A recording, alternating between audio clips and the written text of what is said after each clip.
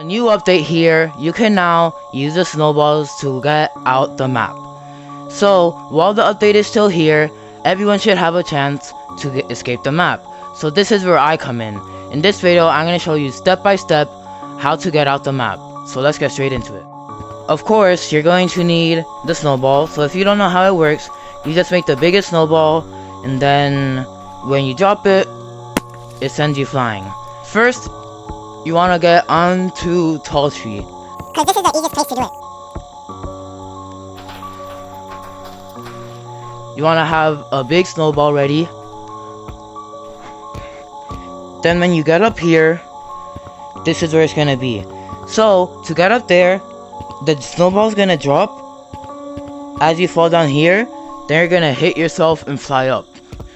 What I do so that it's more accurate is take the snowball and put it over your head. Then, right when you're gonna fall, drop the snowball, hit yourself, and it's that easy. I'm gonna show you again.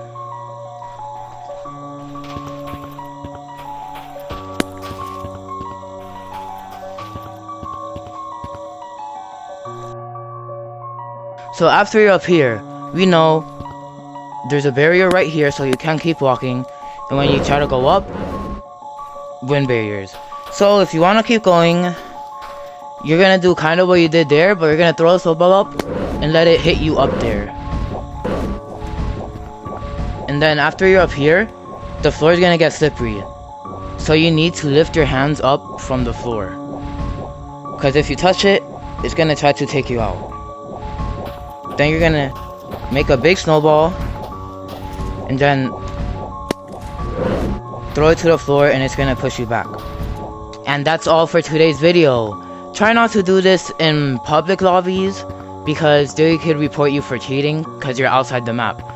And if you want more videos like this, just subscribe and comment down below what you want to see in the next video.